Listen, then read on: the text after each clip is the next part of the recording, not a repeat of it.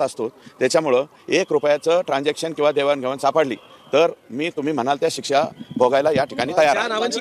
ज्या नावांची चर्चा यामध्ये होते, त्या निर्घुणपणे हत्या करण्यात आलेली आहे।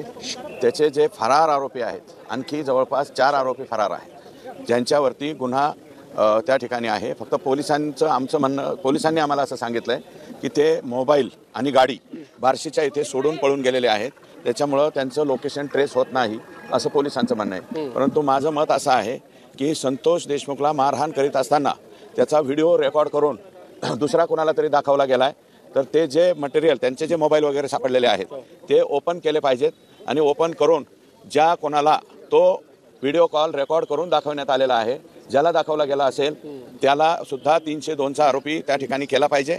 आणि पाणी मागत होता, त्याला पाणी सुद्धा पाजण्यात आलेलं नाही आणि जवळपास 1.5 ते पावणे 2 तास त्याला फक्त आणि फक्त मारहाणच केलेली आहे। 1 इंच सुद्धा जागा त्याच्या शरीरावरती मार देण्याची ठेवण्यात आलेली नाही। त्याच्यामुळं मी स्वतः माननीय मुख्यमंत्री देवेंद्रजींकडे SIT नियुक्तीची पत्र दिलेलं आहे। ते आज किंवा उद्याच SIT नियुक्त व्हावी आणि लवकरात लवकर, कारण याच्यामध्ये गोंधळ होऊ नये। अगोदर CID चौकशीची ऑर्डर झालेली आहे तिच्यामध्ये, कारण जनतेमधून किंवा पब्लिकमधून तिथं जे आंदोलन झालं होतं त्या आंदोलनामधून तशा प्रकारची मागणी आली होती, परंतु सामान्य माणसाला त्याची माहिती नसते।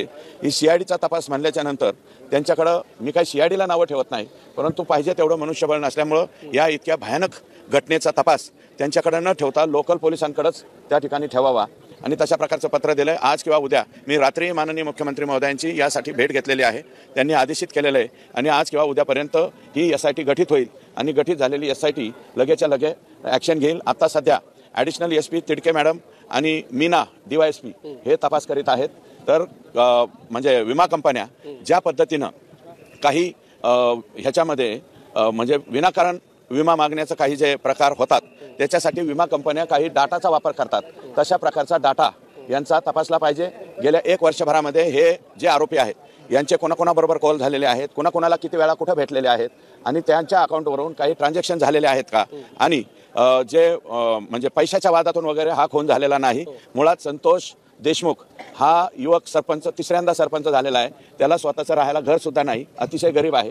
फक्त दलित समाजाच्या एका वॉचमनला मारहाण केली म्हणून का मारहाण करायला फक्त विचारायला गेला म्हणून इतक्या बेरहमीने त्याला मारण्यात आलेलं आहे। हे जे आरोप आहेत हे आरोपी लवकरात लवकर सापडलेच पाहिजेत, अशा प्रकारचा आमचा आग्रह आहे। मंत्री धनंजय मुंडे असं म्हणाले की यामध्ये दुसरा कुठलाही अँगल नाहीये, आर्थिक देवाणघेवाणीच्या वादातून 1 रुपयाची आर्थिक देवाणघेवाण संतोष देशमुख याची कोणाबरोबरही नाही, हे मी ठामपणे सांगतो। मी त्या सरपंचाला, त्या कुटुंबाला बऱ्यापैकी ओळखतो, आम्ही पण जिल्ह्यातच राहणारे आहेत, ठीक आहे, त्यांच्यापासून ते जवळ असेल, परंतु आमच्यापासून थोडं लांब जरी असलं तरी सुद्धा आम्ही जिल्ह्यामध्ये फिरत असतो। त्याच्यामुळं 1 रुपयाचं ट्रान्झॅक्शन किंवा देवाणघेवाण सापडली तर मी तुम्ही म्हणाल त्या शिक्षा भोगायला या ठिकाणी तयार आहे।